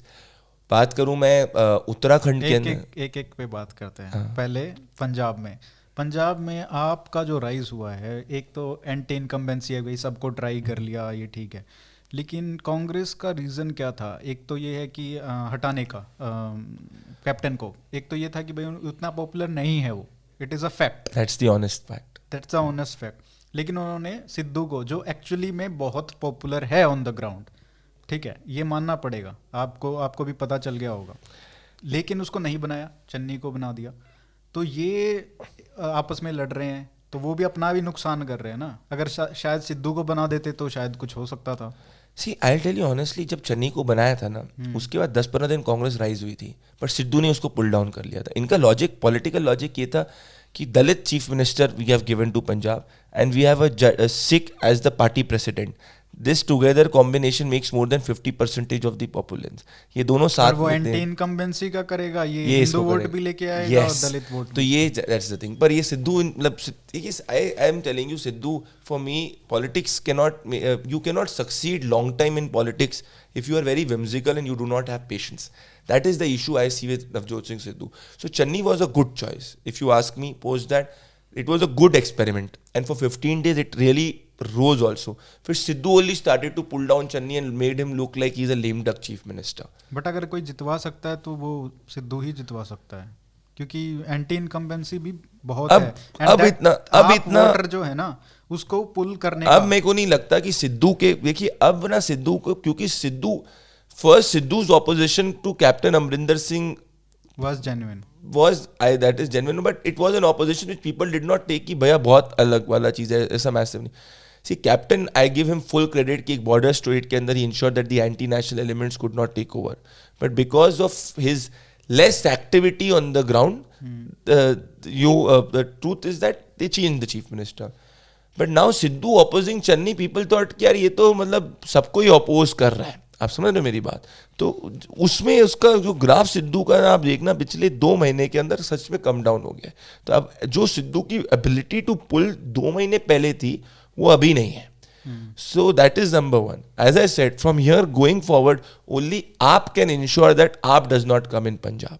That is the whole thing. But मेरे को ये interesting लग रहा है कि आप जो है उस रीजन से वोट ज़्यादा ले रही है जहाँ पे अकाली का मालवा से बहुत प्रभाव था. अब देखिए, मैंने जैसे आपको कहा ना कि और अकाली तो कोर पिछली बार भी कैप्टन पिछली बार भी स्वेप्ट मालवा. कहते हैं पंजाब में जो मालवा जीतता है वही सरकार बनाता है. 60 से ज़्यादा सीटें मालवा में आती है, मोर देन 50%. तो अभी भी जो ये किसान का भी जो आंदोलन हुआ तो दाबा माझा से नहीं हुआ था, वो लार्जली मालवा से हुआ था. और अभी जो किसान पार्टी के बनाने का भी वो फेल टाइप हो चुका है. तो वो वोटर आज की तारीख में आम आदमी पार्टी के साथ में ज़्यादा देख रहा है. अकालीज के साथ में as a said right, there is only 2 Akalis की इतनी गुडविल नहीं है जितनी पहले थी. और अभी लोगों में सिर्फ 2 ही सेंटिमेंट है कि क्या चन्नी को वापस लाना है या एक नई पार्टी को मौका देते हैं. That's the thing. नई पार्टी को मौका देने वाला नैरेटिव अगर आगे इलेक्शंस तक कंटिन्यू होगा तो आम आदमी पार्टी जीतेगी. That is what I can से. लेकिन मेरे को ये समझ में नहीं आ रहा कि एक अकाली का जो कट्टर वोट है, सिख जट वोट है, वो कैसे मतलब आपकी तरफ चला गया जहाँ पे एक चीफ मिनिस्टर भी अलग स्टेट का है, उनका कोई वहाँ पे organisation I think Bhagwant Mann has worked a lot in Malwa in the past few years. तो वो एक फैक्टर है. एक है Bhagwant Mann. If they declare as the chief minister it will help them win majority seats in Malwa. If you ask me today, AAP has to declare a chief minister phase and they don't have any other option apart from Bhagwant Maan. अगर नहीं करेंगे तो पिछले तो दिक्कत हो जाएगी, हो सकती है डिक्लेयर, मतलब दिक्कत हो सकती है, ये मैं आपको कहूँगा. पंजाब में बहुत सारे वेरिएबल्स. अब देखिए, इलेक्शन का पिछली बार भी नैरेटिव कुछ और था. Very near to the election the narrative became about captain national security and captain swept. So Punjab, I would still hold my, but I will only tell you about present. At this moment, AAP has a chance to come in Punjab. It's only AAP which can ensure that AAP does not come in Punjab. अब उत्तर And BJP, I will tell you, if it is now dissociated with Akali, long term, if it puts its investment in the state for 10 years, BJP can become a very important player in Punjab on its own. जो society के change हैं और वो सब, because जो Hindu vote है और उसका इतना एंटी बीजेपी के उस पर नहीं. इट्स जस्ट कि बीजेपी का फेस उनने नहीं बिल्ड किया. They relied too much on Akali. उसके बाद में organisationally they have to grow stronger. So it's not that Punjab has dark future for the BJP for long term. और अगर मान लो 2017 में अगर उसको नहीं हटाते, सिद्धू को बाहर नहीं जाता, और सिद्धू उसका मेन फाइट तो अकाली से था ना. बीजेपी में उसका मेन प्रॉब्लम यही था. अब देखिए, अकालीज किसके क्लोज थे किसके नहीं थे, all of us know. So at that time politics was different. But मैं एक हाइपोथेटिकल है कि अगर हाँ सिद्धू वाज पॉपुलर, अकाली को हटाना ही था, मतलब अकाली को जाना ही था बाहर, उस टाइम तो नहीं लगता था. लेकिन I think Akalis had very good relations with the BJP because of long time उसके. वो ठीक है, लेकिन अल्टीमेटली वो गए ना स्वार्थ के कारण. तो अपना स्वार्थ बीजेपी ने पॉलिटिक्स तो ज्यादा आदमी अपने पॉलिटिकल स्वार्थ को ही देखता है. बीजेपी ने नहीं देखा ना. बीजेपी वाज टू भाईचारा, यस, ब्रदरहुड, उसमें चले गए थे. अगर वो नहीं जाते और उसी तरह सिद्धू को आगे बढ़ाते तो आज बहुत अलग हो सकता. I completely agree with you. Uttar Pradesh पे आते हैं. मेरे आपका ओपिनियन पोल देखा, उसमें 250 के लगभग आप सीट बता रहे हैं. तो 335 थी या 325? 325 से 20 ऐसी थी. तो काफ़ी कम सीटें हैं. तो नुकसान कहाँ पे हो रहा है? देखिए, पूर्वांचल के अंदर कई जगहों पे अखिलेश यादव का राइज है, क्योंकि देखिए पूर्वांचल में 160 से ज़्यादा सीट आती है. और पिछली बार बीजेपी ने छोटी पार्टीज़ के साथ अच्छा अलायंस किया था. अगर आपने देखा होगा, राजभर से, इन छोटी पार्टी से काफ़ी अलायंस किया. अभी आज एज ऑफ टुडे जो भी समाजवादी पार्टी का जो भी सीट्स का राइज हो रहा है, देखिए यूपी इस बार बहुत यूनिक है. बहुत समय बाद यूपी एक बाइपोलर इलेक्शन की तरफ बढ़ रहा है, जहाँ मायावती जी का प्रेजेंस एज ऑफ टुडे इतना नहीं है जितना पहले था. दिख ही नहीं रहा है. तो वो वोटर ज़्यादा बीजेपी की तरफ जा रहा है. मुस्लिम नहीं, नॉन मुस्लिम जो SC वोटर है मुस्लिम यादव इस बार 90% पोल अखिलेश के साथ में करेंगे। पिछली बार उस 50-60% पोलिंग हुई थी, तो वो 24% के बेस पे पहुंचेंगे। तो पिछली बार क्या था, 2-2, 2,500-3,000 हज़ार सीट मार्जिन से जो बीजेपी सीटें जीती थी, जहाँ मुस्लिम वोट बसपा और सपा में डिवाइड हो गया था, वो ऐसा नहीं होगा, तो वहाँ पे एक राइज है। दूसरी तरफ राजभर वोट जो है वो कुछ सीट्स को इन्फ्लुएंस करता है, वो 60-70% अभी जो है अखिलेश यादव के साथ जा रहा है, और इन जो छोटी कास्ट को it's alliance which matters, that is number 1। Number 2, Kurmi Patel के अंदर 80% पोलिंग बीजेपी की तरफ नहीं है जैसे पिछली बार थी, थोड़ा सा उधर डिवीजन है, ये चीज़ आप देखेंगे। तीसरी चीज़ ये है कि वेस्टर्न यूपी के अंदर जो लोग कह रहे हैं बीजेपी का सुपड़ा साफ हो जाएगा, इट्स कम्प्लीटली रॉन्ग। उन सीट्स पे जहाँ मुसलमान 30% आबादी की नहीं है या 25% नहीं है, कम है, वहाँ पे जाट विल इंश्योर कि जाट लीडरशिप मेरी सर्वाइव कर जाए।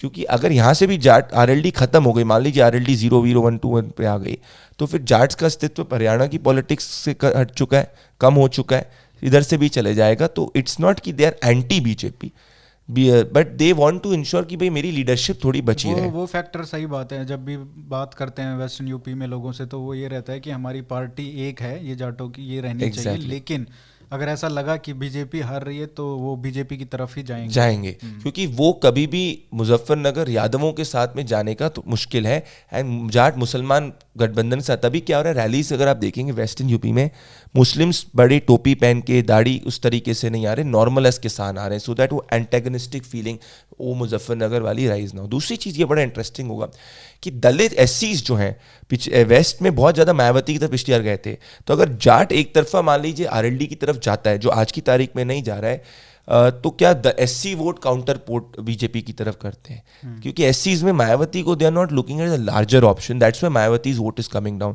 And the option for them is BJP, because ration free मिला है, रिफाइंड तेल फ्री मिल रहा है, वैक्सीन फ्री मिल रही है, और ये कम्युनिटी बेनिफिट्स को देखती है क्योंकि उनको बेनिफिट्स चाहिए रहते हैं। वैसे भी नॉन जाटव तो बीजेपी के majority non Jatav first preference BJP, second BSP, but Jatav के अंदर इस बार बीजेपी की पोलिंग थोड़ी सी बढ़ सकती है, दैट्स व्हाट आई विल से। सो अभी ये देखना होगा टिकट्स जो है, देखिए ब्राह्मण समाज का बड़ा इंपॉर्टेंट स्टडी करने का है। ब्राह्मण्स के पास Akhilesh as of today is not an option that big, because there is no big Brahman leader with Samajwadi party as of now। तो जहाँ अच्छे ब्राह्मणों को ये टिकट देंगे, मान लो बीजेपी नहीं देगी, वहाँ ब्राह्मण उस तरफ जा सकता है कई सीटों पे। अदरवाइज ऐसा नहीं है कि ब्राह्मण एक तरफा बस सपा की तरफ मूव करेगा। सपा कंपटीशन में तभी आ सकती है जब मेजॉरिटी ब्राह्मण वोट उसकी तरफ चले जाए, जो आज की तारीख में नहीं हो रहा है। अदरवाइज बिकॉज ऑफ स्टिल एक और consolidation of non Yadav OBC, not as big as last time, but still there, and more Dalit votes, BJP is on a I would say on a comfortable wicket in Uttar Pradesh। Now ticket वितरण कैसे होता है, systems कैसे होता है, ये आपको देखना होगा। That's because elections का जब अनाउंस होंगे माहौल और बनेगा। अब माहौल भी कितना बनता है ओमाइक्रॉन के ज़माने में, वो भी चीज़ देखनी होगी। सो किस मैंडेट से बीजेपी आएगी, this is something which we will have to wait and watch. आज की तारीख में 230-50 के सिस्टम है, ऊपर बढ़ सकता है, नीचे आ सकता है, based on how situations evolve. But Akhilesh के साथ इशू ये आ रहा है कि Akhilesh is not able to get vote share. देखिएगा समाजवादी पार्टी का अभी तक सबसे ज़्यादा वोट शेयर आएगा अपने हिस्टोरिकल पास से, 29% से ऊपर सपा नहीं बढ़ी है। तो SP with alliance I don't think is going less than 34 right now in any situation. But imagine whether 34 is able to translate, 34, 35, 36 is able to translate into how many seats, and BJP is 38, 39, 40, 41 में से क्या seats पे translate होता है, वो देखना होगा। अब इसमें थोड़ी मोबिलिटी है वोटर्स की which will be near to the election. BJP के साथ सबसे ज़्यादा जो बेनिफिट जा रहा है, एक तो वेलफेयरिज्म जो दिया गया है, दूसरा लॉ एंड ऑर्डर, ये दोनों सबसे बड़े बेनिफिट्स हैं जो बीजेपी को आगे रख रहे हैं। तो कहीं ना कहीं सोशल इंजीनियरिंग में थोड़ा दिक्कत है, जो कमी आ रही है पूर्वांचल के अंदर, और ये एक तरफ में चीज़ नहीं रही है। पूर्वांचल के अंदर कई जगहों पे देखिए, Yogi Adityanath, if you ask people Yogi over Akhilesh, Yogi people will say more. और पूर्वांचल में कई जगह सोशल इंजीनियरिंग मैटर करती है, विच इज़ देयर। पिछली बार भी सोशल मैटर करी थी। ये 160, ये जो पूर्वांचली सीट में मुस्लिम भी कोई ज़्यादा नहीं था, ऐसा नहीं पोलराइजेशन काउंटर पोलराइजेशन की बात है। यहाँ आपको सोशल इंजीनियरिंग मैटर करेगी, यहाँ अखिलेश ने जो स्टिच किया lines, that you have to see and wait and watch and how does it. और ये जो डेवलपमेंट वर्क्स हैं, रोड वगैरह, यही तो पूर्वांचल एक्सप्रेसवे, इससे थोड़ा फर्क पड़ रहा है। Prime minister Narendra Modi is ensuring that the Purvanchal damage is controlled, क्योंकि आज भी अगर यूपी का वोट होगा तो PM Narendra Modi will get more than 55 seats. आज की तारीख में भी मैं आपको लिख के दे सकता हूँ, मेजॉरिटी सीट्स बीजेपी के पास ही आएगी। उत्तर प्रदेश के अंदर योगी आदित्यनाथ ओवर अखिलेश में योगी का मोर, बिकॉज लॉ एंड ऑर्डर जो लोग पहले इमेजिन, ये बहुत बड़ा मुद्दा है और इससे महिला वोट ज़्यादा बीजेपी की तरफ ड्रिफ्ट हो रहा है compare to Samajwadi Party. That's what I can say. और उत्तराखंड में थोड़ा बीजेपी को एज है, थोड़ा, बहुत थोड़ा कहीं पे भी 20 टिकट मिनिमम इनको चेंज करने पड़ेंगे। 20 टिकट, तो ये टिकट के ऊपर आएगा टिकट लास्ट में, मैं क्योंकि इनकम्बेंसी को है कंट्रोल करना पड़ेगा। 20 टिकट तो चेंज करने ही पड़ेंगे उत्तराखंड के अंदर। उत्तराखंड के अंदर एंटी इनकम्बेंसी है, इसको थोड़े पिछले महीनों में पुष्कर सिंह धामी, प्राइम मिनिस्टर नरेंद्र मोदी, बलूनी, इन लोग ने कंट्रोल किया है। पर आज की तारीख में मैं ये कहूँगा it's Congress weakness which is giving BJP the advantage, but it's a close election. Slight edge here to BJP, but it's weakness of the Congress which is ensuring that BJP. but 20 ticket आपको लिख के रखिएगा, 20 ticket change करने होंगे, 15-20। ये बताइए कि जो इलेक्शन रिपोर्टिंग तो एक बात हो गई, इलेक्शन जो प्रेडिक्शन है, जिस तरीके से आप ओपिनियन पोल करते हो, उसमें क्या होता है कि कई बार तो बहुत सही रिजल्ट आते हैं, लेकिन कई बार ऐसा लगता है यार इतने गलत कैसे हो सकते हो। ठीक है, चाहे आपने हरियाणा का भी था, महाराष्ट्र का था, कई ऐसे थोड़े गलत हुए हैं, बहुत गलत हुए हैं, लेकिन काफ़ी इतने सही हुए जो सबको, और सबने गलत किया, आपने ठीक किया। तो ये क्या है, साइंस आर्ट क्या है भाई, रिथमेटिक, व्हाट इज दिस? गलतियाँ कहाँ होती हैं? 19 मैंने की हैं, 17 वी गॉट इट करेक्ट। पिछले अगर आप पास में देखेंगे compare other agencies, other so called thing, we been much more accurate. Take Bengal, everybody but took Mandi ground. Bengal has been I would say an outlier, which हम लोग ने भी सीखा है। but even in Bihar you see we were the closest, everybody 180 190 कह रहे थे। Jharkhand, Delhi, Lok Sabha. now on the part of where do you get it wrong, देखिए nobody is God, nobody is God in anything, which is for sure, you have to admit it। anything which you do, you are out of 10 you can make mistake twice, 2 times, 3 times, once, twice। मैं जो करता हूँ elections, मैं simple, बहुत basic चीज़ है, हमारा खुद का मॉडल है प्रोबेबिलिटी मैप ऑफ आउटकम। हम हर कॉन्स्टिट्यूएंसी का प्रेडिक्शन करते हैं, हम हर कॉन्स्टिट्यूएंसी के साथ में हर जिले का प्रेडिक्शन करते हैं और फिर हम नंबर पे अराइव होते हैं। हम कैसे बैठ के कैटी सेंटर वेज नहीं करते कि भैया कि 1000 लोगों का नंबर ले लो, उनको कॉल कर दो। वोटर को बिना ग्राउंड पे जाके एनालाइज नहीं करा जा सकता है। कई बार वोटर के कुछ डायनेमिक्स होते हैं जो आखिरी मोमेंट पे पैन आउट होते हैं, जो आप देख नहीं सकते हो। जैसे मान लो आज आप बोल रहे हो कि भाई मुस्लिम यादव कंसोलिडेट हो रहा है, पर मान लो बीजेपी का वोटर ग्राउंड पे निकला ही नहीं वोट करने, या कम वोट करने निकला, तो आप क्या चीज़ कर सकते हो, यू नो। सो कोई भी इलेक्शन में मैंने सही किया गलत किया है, 90% सीट हमारी हमेशा सही हुई है। That is something which is there. बाकी लोग, मुझे आपको एक चीज़ आपको ये भी देखना चाहिए, लाइक आए तो if you would have observe, मैं तो सीट्स भी अनाउंस कर देता हूँ कि भाई ये सीट ये जीत रहा है, ये सीट ये हार रहा है, ये डिस्ट्रिक्ट ये हो रहा है। If you see across the market, people just come out with numbers without anything कि कहाँ से वो नंबर आए। भाई अगर आप 250 सीट प्रिडिक्ट कर रहे हो तो 25 सीट तो आपको पता होगा ना कैसे आई है। इंडिया इज़ नॉट यूएस कि आपने 1000 के सैंपल से कर दिया। भाई हर जगह आप तो खुद ट्रैवल करते हो, आप हरियाणा में ही देख लो, हर कॉन्स्टिट्यूएंसी के अलग डायनामिक्स हैं, हर रीजन के अलग डायनामिक्स हैं। तो ये मैं तो you can't do this without going on the ground. So my funda is that we have a very strong, very big team which goes on the ground. Then we ensure counter checks take place because biases of people को eliminate करने की कोशिश की जाती है. Then I also travel on the ground and then we do micro and macro data analysis through our own model which is a probability map of outcome, जिसमें आप देखते हो कि भाई आपका मान लो सैंपल एक जगह से 500 का है, एक कॉन्स्टिट्यूएंसी से, उसमें क्या आपका रिप्रेजेंटेटिव सैंपल है कि नहीं, वोटर की साइकी क्या है, वोटर कौन सा वोटर कितना ज़्यादा वोट करने के लिए निकलेगा, कौन सा नहीं करेगा। तो ये सारे सवाल पूछते हैं कि प्रोबेबिलिटी क्या है कि आप वोट डालने जाओगे। नहीं ये तो आपको नहीं, ये तो आपको मोटिवेशन फैक्टर, ये सब अलग टूल्स है मेरे। जैसे मान लीजिए आज की तारीख में हम लोग ने देखा है मुस्लिम यादव की motivation factor is 10 much more than what it was in the last election. It is equal to the Rajput and the Thakurs motivation factor right now, you know. So it जैसे मान लो 5 वोट, मान लीजिए एक जगह पे 30% MY है और मान लो 20% MY है, 20% दूसरे कास्ट है। I am giving an example. अब ये 20% 90% पोल करने निकलता है और बाकी 20% 70% पोल करने निकलता है, तो उसमें फिर मेजोरिटी तो वो हो जाएगा। पर वहीं मेरठ में जब 19 में मैं कहता था भाई BJP is coming with Modi ji 300 कोई नहीं मानता था, but I was seeing everywhere Modi Modi, right. So trend गलत नहीं होना चाहिए ideally, that is the whole thing. अपने बायसेस को कैसे करेक्ट करते हो? मैं इंश्योर करता हूँ कि हर बायस का व्यक्ति मेरी टीम में हो। अच्छा सबको एम्प्लॉयमेंट दे रहे हो तो जब हर का बायस, और मेरा एक चीज इज देयर, मैं ग्राउंड पे देखो इस देश में ना मैंने देखा है इतने फर्जी लोग सिफोलॉजी करते जिनके 99% गलत होके वो बड़े बने थे, जिनको मैं उनके साथ टीम में भी बैठा था, उनको 10 रुपए की 10 सीट की नॉलेज नहीं होगी, सब झूठ फैलाया गया है।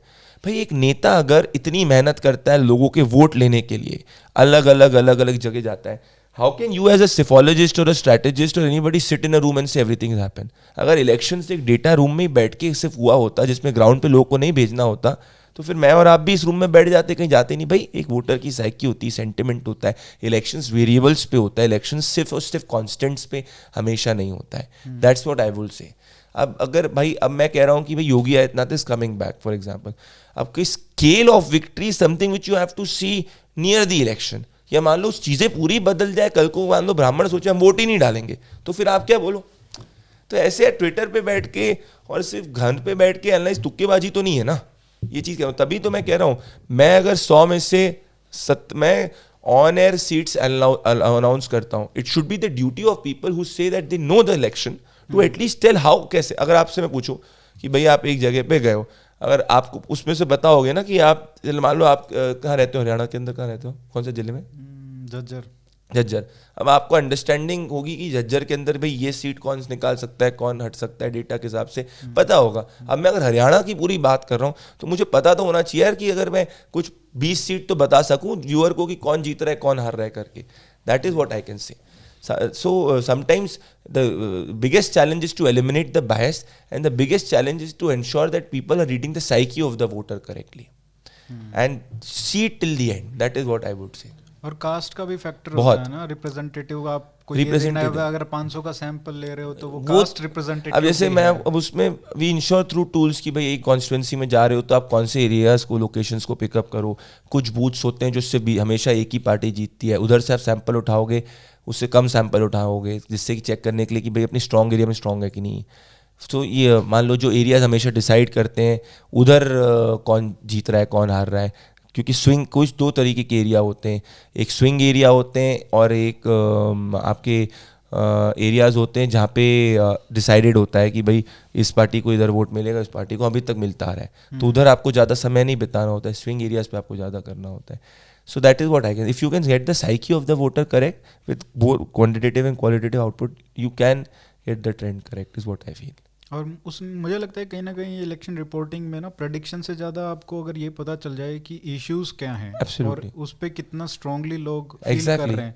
अगर आप एक जगह जा रहे हो, दूसरी जगह जा रहे हो, सब जगह आपको एक ही जैसे इश्यूज लग रहे हैं। लोकसभा में मुझे हर जगह होता था भाई मोदी जी प्रधानमंत्री चाहते हैं, खत्म। हाँ, और उसमें भी 4-5 इश्यूज थे, भाई सिलेंडर मिल रहा है, ये सब। अब जैसे यूपी में आप देखोगे कि मेरे को था इशू था कि ऑर्डर का आया होगा। हाँ, जैसे नहीं, अब लोकसभा में यूपी में बेनिफिट्स दिए, हमको तो काम मिल रहा है, बिहार में नेशनलिज्म था, तो अलग अलग जगह अलग अलग सिचुएशंस थी।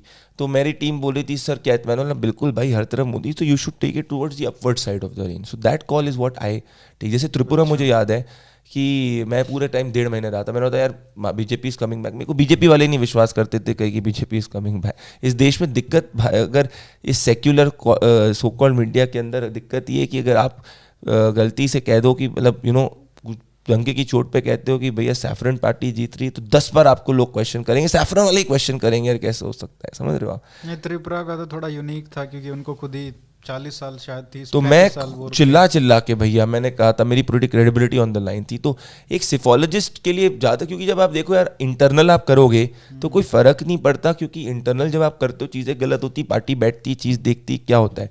पर जब आप पीपल के सामने करते हो तो हर आदमी को जब कोई हारता या जीतता बंदा है आप पे ब्लेम डाल देता है, अरे भैया हम थोड़ी कोई चुनाव कर रहे हैं यार, हमने कोई चीज़ की, go back to the whole system. But still maintaining a more than 90% credibility accuracy rate in an Indian election with so many variables, I think is a very tough challenge, and we been with God's grace able to do so. और पिछले when people were saying RJD will get 180 190, take out RJD prediction, I was the only guy who was saying yeah, neck and neck हो सकता है, if polling happens more towards RJD, the RJD can have a chance in a neck and neck, but you can't rule out a JDU also. So that is because on my experience on the ground and the data which I was getting on the ground. So and if you see, जैसे election में and I will also say I go on the ground, I put everything. आप मेरे को कितना क्यों criticise कर सकते हो या लाइक कर सकते हो कि I have everything transparent, I have logic to everything. What about others यार? What about others? Where are they? वो बात ठीक है, ये लॉजिक है, because everything has to be transparent. वो ठीक है. It cannot be अक्कड़ बक्कड़ बम्बे वो आज कर दिया कल कर दिया. It has to be transparent. एक भाई साहब तो हैं जिनको मैं मतलब वो तो मतलब मेरे को लगता है बैठ के बनाते हैं, क्योंकि ना तो उनके वोट शेयर मैच करते हैं ना उनके in Jharkhand in Delhi we got vote share seat share bang on करें. कुछ तो और correct आपको आना चाहिए ना. अब आप नहीं, आप अभी एक चीज जैसे अभी कुछ लोग पोल्स कर रहे हैं राइट, आप मैं किसी पे नहीं कर रहा, पर ये तो होनी चाहिए ना अकाउंटेबिलिटी कि आपने अभी बोला ये नंबर है, आपने बाद में बोला दूसरा नंबर है, बदला क्या ये तो बताओगे. कौन सी सीट्स बदली? जैसे मान लो अभी मैं थोड़े टाइम बाद दूसरा पोल हम लोग लाने वाले हैं, we are started the tabulation. जैसे फर्स्ट पोल किया था December 20, then we started the second round, आएगा थोड़े टाइम में. तो मैं आपको बताऊंगा अगर पोल में कुछ परिवर्तन है कि ये सीट्स परिवर्तित हुई है, ये सीट्स चेंज हुई हैं, ये चीज चेंज हुई है इसीलिए चीज थी या चेंज नहीं हुआ है. आना तो चाहिए ना ट्रांसपेरेंटली. जब मैं एक शो की मान लो रेटिंग, जैसे मान लो जनता का मुकदमा right now in Hindi number 1 debate show, so I get how do I say boss if the show is trending every second day, it is something which is reflecting a trend. If we are saying something on January 4th, people are saying it January, it's reflecting on this also. You should say what change, right? It's not about getting right or wrong. It's about being transparent with everything, having logics with everything. That is, tell me, तो एक बात बताओ, ये सब एक मैं नाम नहीं लेना चाहता, एक वो इलेक्शन सेफोलॉजिस्ट हैं, वो बार बार हर इलेक्शन में उनका गलत होता है, फिर भी उनको कॉन्ट्रैक्ट्स मिलते हैं भगवान जाने बड़े कैसे बड़े चैनल से, और स्टूडियोज में आते हैं इलेक्शन वाले दिन, पूरा एनालाइज भी करते हैं क्या क्या करते हैं. लेकिन ये होता कैसे है भाई? भगवान मतलब खुद की भी क्रेडिबिलिटी खत्म होती है ना, चैनल की भी होती है, एंकर की भी होती है. दादा मैं क्या कह सकता हूँ, मैं बहुत छोटा व्यक्ति हूँ, मैं कुछ बड़े छोटे कर नहीं तो मैं चाहता. आपके बारे में ही पूछ लेता हूँ. ये जो 2 इलेक्शन मैंने ट्रैक किए थे जिसमें मेरे को बहुत मतलब शौक लगा था. एक तो था छत्तीसगढ़ का, जिसमें मेरे लिए फर्स्ट शॉक करता हूँ, है ना, सबके लिए चीज थी वो. मतलब मेरा राजस्थान एक्सिस ने ठीक किया था. Rajasthan we were the only people who got it completely correct. आपको राजस्थान याद होगा ठीक सब था. कह रहे थे 130 हम इसलिए कह रहे मैं थे कह 100 रहा से हूँ ना, कम. इसलिए मैं मैं बताऊं कह रहा हूँ. छत्तीसगढ़ में बताऊं गलती क्या हुई थी. हाँ. Chhattisgarh was the first election and the only election which, because there were 3 states and I am खुद का बेसिक आदमी हूँ, एंटरप्रेन्योर हूँ, ऐसा नहीं कोई बड़ा कोई पार्टी का कॉन्ट्रैक्ट है, वो सब कुछ सिस्टम नहीं चलता सेफोलॉजिकली, सिंपल अपने. That was the only election which I had, मतलब there were 3 teams which were working. So I personally had invested a lot of my personal and team's time in Madhya Pradesh, Rajasthan. Somehow हम लोग ने counter checks Chhattisgarh में हम कम कर पाए. That is the thing. वो हम लोग ने फिर आप देखो लोकसभा में बैंग ऑन इम्प्रूव किया था. That is what I learned कि काउंटर चेक्स मैकेनिज्म कम थे. That is what we could, Haryana में दूसरा था जिसमें आपने 60 से 70 के बीच में प्रेडिक्ट किया था और वो 40 आई थी. वो भी एक मतलब वो सबके लिए था, क्योंकि हरियाणा में मेजोरिटी तो प्रेडिक्ट कर रहे थे. मेरे ख्याल से एक्सिस एक था जिसने बोला था किसी की भी मतलब सिंगल लार्जेस्ट पार्टी ठीक है, बट किसी की भी मेजोरिटी नहीं आ रही. और हरियाणा में सबसे मतलब अजीब बात ये थी कि 40 सीट भाजपा की आई और शाम के 3-4 बजे 35-35 हो गई थी. इतना भी क्लोज. हरियाणा में वोट शेयर आप देखोगे तो लगभग it was completely correct. Only thing which we missed is एक रीजन का जो प्रेडिक्शन जो था. कौन सा? एक रीजन का, इफ आई एम करेक्ट, ये जो पूरी गुड़गांव यानी ये जो पूरी बेल्ट थी, ये हम लोग यादव बेल्ट का, इस पे बीजेपी यहाँ से इसमें कुछ आपस की इनफाइटिंग भी हुई हाँ थी. तो वो चीज़ थी. पर आप ये देखो ना उसके बाद से यू लुक एट 2019, यू उसके बाद अभी आप छोड़ा बिहार, दिल्ली देखो, झारखंड देखो, ये सब देखो. सो अभी अब जैसे आपने जिस एजेंसी की बात की उनके आपने बिहार के प्रेडिक्शन देखे होंगे. बिहार का मैंने 190 180 we were the closest in the whole thing. 2015 वाला ही रिपीट मार रहे थे. हाँ. वो छोड़िए, आप सही आप बताइए तो सही कि भैया किसने. और आपने जैसे आप देखा होगा उस प्रेडिक्शन में भी आप बात करो, अगर आपने देखो 90% सीट मेरी सही थी. 10 मतलब if I M predicting for x seats, x मतलब ओनली मतलब 12-15 सीट हमारी गलत हुई थी, जिसके कारण वो चीज़ गलत हुई थी. आई एम जस्ट सेइंग ये गुड़गांव बेल्ट की मैं बात कर रहा हूँ आपसे. तो अब इसमें अब लोगों ने सही किया तो कहाँ से सही हुआ ये तो पता होना चाहिए ना. ऐसे तो या कहाँ से गलत हुआ ये भी तो पता होना चाहिए. आप समझ रहे हो मेरी बात? I am talking more about that. I am not talking about right और wrong, I have reason for everything, I am talking more about that. तो आप ये कह रहे हो ना कि मतलब अगर आप गलत भी होते तो you have a reason for that, right, and you explain it. I do that. But what about Fair enough. Is don't you think so? Like you look everywhere. Like abhi my all data is transparent. Everything. Others tomorrow people will come कि भैया X seat. They'll put some. They'll give you technical. Technical बात वही व्यक्ति करता है जो simplify नहीं कर सकता, इसको खुद ही दिमाग में क्लैरिटी नहीं है. भैया चुनाव अगर बिना सीट्स के डिसाइड हुआ होता तो फिर मुझे बताओ पार्टी सीट वाइज क्यों करती. भैया खड़े ही हो जाते, यहीं मैं भी डेटा रूम बना दूं, उसी से सब कर लूं. वो एक छोटा सा पार्ट है बॉस, एक वो छोटा सा पार्ट है, ये मैं कहना चाह रहा हूँ. अभी आप फॉर एग्जांपल असम का लो, असम में we got 75 bang on correct. उसको छोड़ो, मैंने ऑन एयर आपको मैं वीडियो भेजूंगा, आपने देखा होगा. I saw Himanta Biswa Sarma will win with more margin than last time Jalukbari, which happened. So this is the transparency, that is the whole वही थिंग. मैं कह रहा हूँ ना कि जो क्लोज इलेक्शन है, जैसे राजस्थान का था, वो आपने एकदम सही पकड़ लिया. मतलब जो क्लोज इलेक्शन नहीं है जैसे छत्तीसगढ़, वो इतना गलत हो गया, तो ये सरप्राइजिंग लगता है. जब क्लोज इलेक्शन में आप गलती ठीक है, लेकिन आपका उल्टा कैसे नहीं, Lok Sabha was not a close, we हाँ, गॉट इट नहीं. Bang on correct. Chhattisgarh I told you ना, the only mistake which was there कि छत्तीसगढ़ में हम लोग ने काउंटर चेक्स मैकेनिज्म कम किए थे. That's the thing which I learned Maharashtra में आपने बोला महाराष्ट्र वी वर था फाइन 142 का. नहीं, पर उसमें एक second, Maharashtra we said that BJP will be forming with the Shiv Sena and now अब वो दोनों हट जाए तो उसमें मैं क्या कर सकता हूँ यार. पोस्ट पोल में 20-25 सीट तो फिर भी उसमें मैं क्या कर सकता हूँ. उसमें 40-40 लोगों ने सीट में मार्जिन दी थी, किसी ने चीज नहीं की, 40-40 सीटों में मार्जिन दी थी. उसके बाद मेरे को जाके आप राइट, उसके बाद देखो झारखंड में vote share bang on, seat share bang on, किसी की चीज थी. उसके बाद दिल्ली देखो. ऐसा भी है क्या कि जो ऑन ग्राउंड टीम्स हैं उनका क्वालिटी में भी फर्क हो, मतलब स्टेट वाइज? हो सकता है वो, तो हम लोग हर तरह उसको चेंज करते रहते हैं, इंप्रूव करते रहते हैं कोर टीम के अलावा. दिल्ली में सब लोग क्या कह रहे थे, late night surge of the BJP याद है आपको क्या हुआ था? लोग तो 69 जो दे रहे थे, we saying 60-61 vote share bang on, चीज करेक्ट यू नो.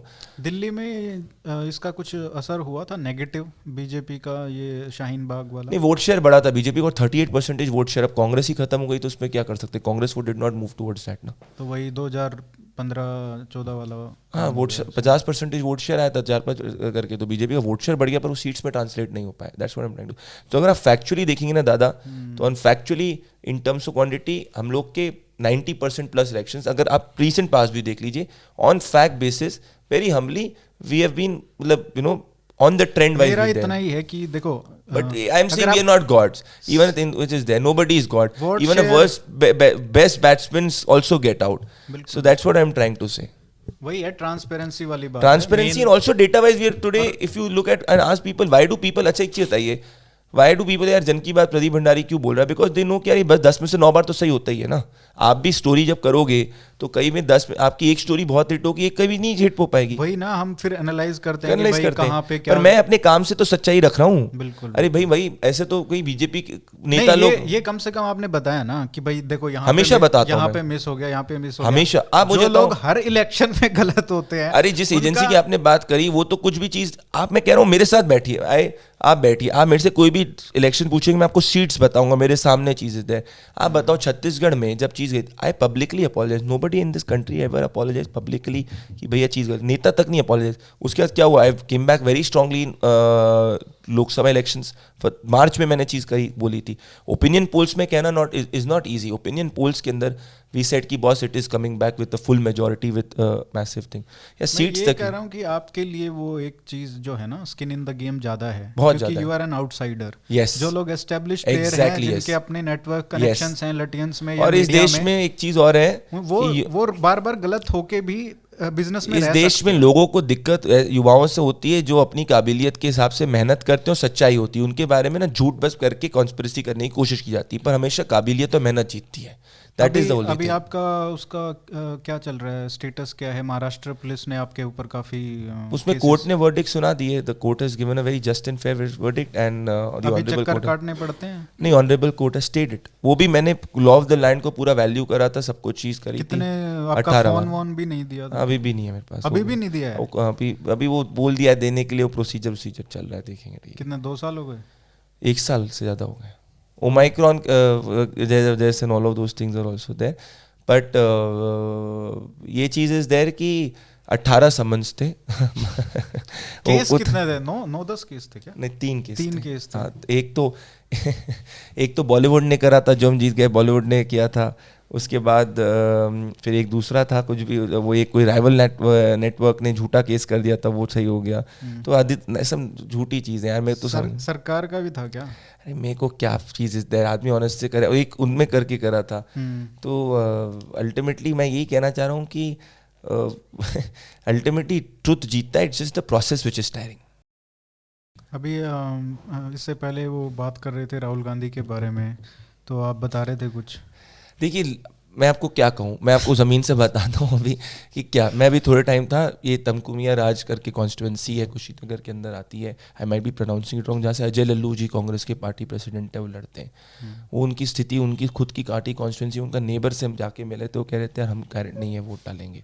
उन्हें बोला राहुल जी हमारे वहाँ पे आए थे, ये खाट वाली जो रैली हुई थी, तो राहुल जी को किसी ने लिख के गलती से दे दिया था कि भाई अगर आप आइडियली क्या होता है कि जब आप गन्ने को बोगे तो गुड़ को खा सकते हो, तो राहुल जी ने रैली में बोल दिया था कि अगर आप गुड़ को बोगे तो गन्ने को खा सकते हो, और उनको पता ही नहीं था कि ये चीज़ उन्होंने बोल दी है, लोग हंस रहे थे, बोल भी चले गए, सब कुछ भी हो गया चीज़ करके। अब ऐसे इंस्टेंस लोग सुनाएंगे तो मैं चीज़ क्या कह सकता हूँ। बस अच्छा जोक है, चलो इसी जोक से ख़त्म करते हैं, काफ़ी टाइम हो गया। कुछ मैंने आपको अच्छे पॉइंट्स दिए, रेटिंग अच्छी आ जाएगी इसकी है? बहुत बहुत धन्यवाद। ये बाद में बोलना चाहिए। चलो, थैंक्स भाई, thanks for coming. Thank you, thanks.